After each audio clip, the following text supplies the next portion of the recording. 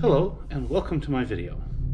In this video we will be talking about Swedish Smörgåstårta. Smörgåstårta is a sort of a highly stylized Swedish sandwich cake. It looks kind of like a birthday cake, but they'll also kind of look like sandwiches. We'll go over the different pieces and the different layers. These would be something that maybe people would serve at a celebration at work or something like that. It's one of the dishes that really typifies Swedish cooking. Now, I often say that in Sweden, in fact in all of Scandinavia, sandwiches aren't merely a food, they are an institution. You see highly stylized sandwiches in lots of different places, including smørrebrød in Denmark, smörgåstårta in Sweden and Swedish parts of Finland, and so forth. These are sort of a central piece of Scandinavian food culture, and it's very important to understand them. A lot of people say they don't like smörgåstårta, but oftentimes they haven't tried a really good one.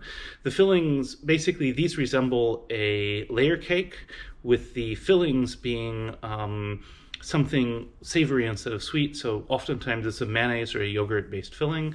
I've chosen a yogurt filling for this, and it will become effectively quark-like. Quark, of course, is just a yogurt that's been strained until it becomes like a cheese, and I'll go over how we go ahead and do that. Next bit will be our ingredients. Here we have our ingredients for the smörgåstårta. Now, in this case, I've chosen to use a white bread. White bread is really great because it effectively acts as a sponge and it softens to get a very cake-like texture. If you're using a heavier or a whole grain bread, you'll need to refrigerate it for longer. I'll talk about that later.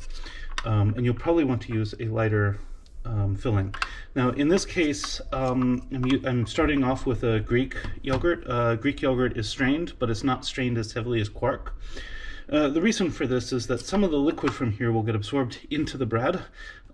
This will congeal into quark, and we will get, this will end up with a texture very much like a cake. Quark has a bit of a sour flavor to it, so we'll soften it a bit with mayonnaise, spice it up with mustard and ramps. I'll talk about that in a moment. This Philadelphia cream cheese will be used as effectively like a frosting, and then I will have a boiled egg that we will go ahead and slice and put on top as part of the decorations. I'll talk about that again as we get to that part. Now, I chose ramps here because they're in season. This is basically, it's basically has a nice garlicky flavor, and it'll spice up the internal cheese very nicely. So here I have a few ramps. I'm going to chop them up nice and fine.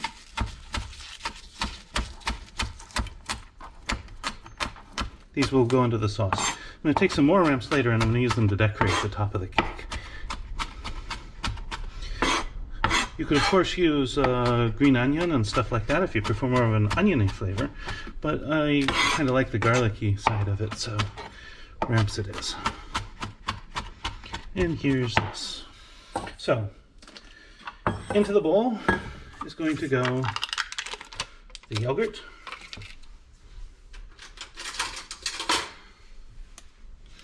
Now, this is basically enough to make a smörgåstårta for 1, 2, 3, 4 people. Depending upon how much people want to eat. You can scale it up as much as you want. I'm going to start with that yogurt. I'm going to stir in the ramps.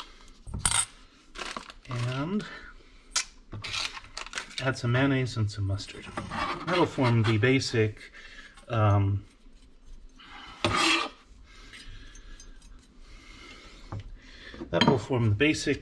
structure for the filling for the sandwich.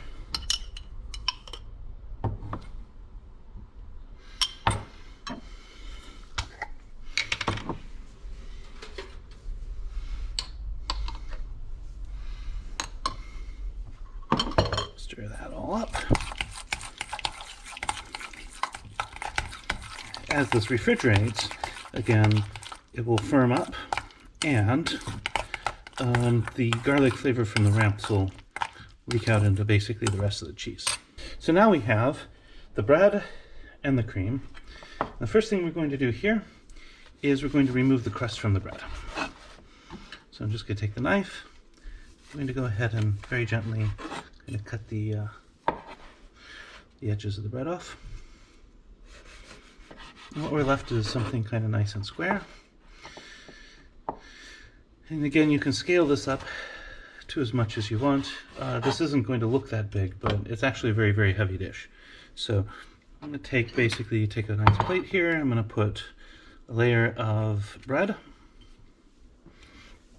And I'm going to put a layer of cream. Again, this resembles a layer cake. You can add, to the cream, you can add some veggies to give it a little bit of crunch. For example, in some cases I like to add fennel. You can add a little bit of celery, stuff like that. Once we've added a layer of this, we will add a layer of bread and add more. Now, if you have a piece of bread that's just a little bit dry, put it in the middle so it gets the cream from both sides. So now, at this point, we're going to go ahead and start cutting things for decoration. Here's where you can just kind of get creative. I'm going to take a couple of ramp sleeves and I'm going to fold them in half. And I'm going to kind of cut them into chevrons. And I'm going to make sure that I save these ramp flower buds for the decoration. And then what I will do is I'll go ahead and assemble the whole thing. Anyway, so there's a flower bud, and again, nice chevrons.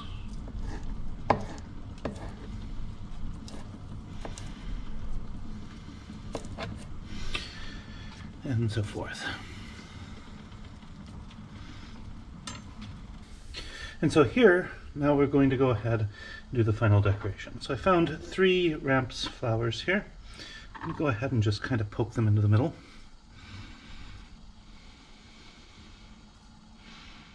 Like that.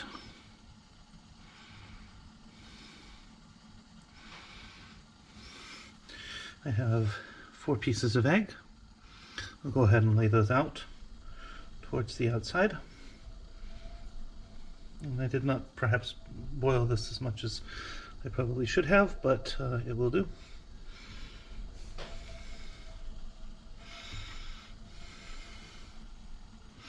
Then I'll take these chevrons and I'll just use them to decorate the sides and the top. And if they just come out like streamers, or if they come out like chevrons, that's fine. I don't really care.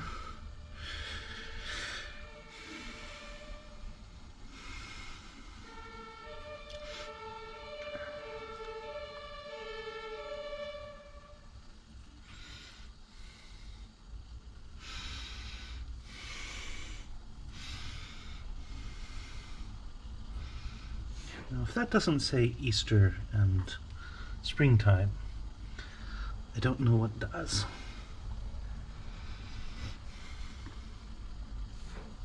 So now the Smörgåstårta has been in the refrigerator for about 24 hours.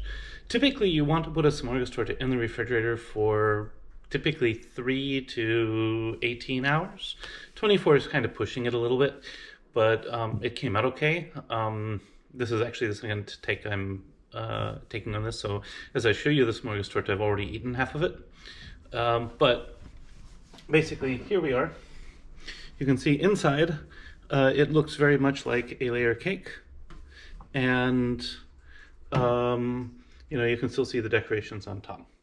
One of the key things to note here is that this one's kind of in the format of an open-faced sandwich. So while I have the cream inside, sort of the heavier fillings of the sandwich are actually on top. If you use a more solid filling, that's what you want to do. Inside you can put things like egg salad if you really want to, but it can come out really heavy if you do that. I've seen recipes with egg or chicken salad, but that's just one thing to keep in mind. So this particular recipe that I've given is vegetarian. Does not have pork or shellfish in it, so it's suitable for cases where you might have to have kosher or halal food. Typically in Swedish dishes, however, you'll typically see oftentimes ham or bacon used in the process of making this. So that's just one thing to keep in mind. Another huge common Swedish variant is to use something like an aioli as the basis for the cream, and then top everything with large amounts of shrimp. So there are wide varieties of what you can do. But you want to kind of probably be aware that this is actually a whole genre of food here.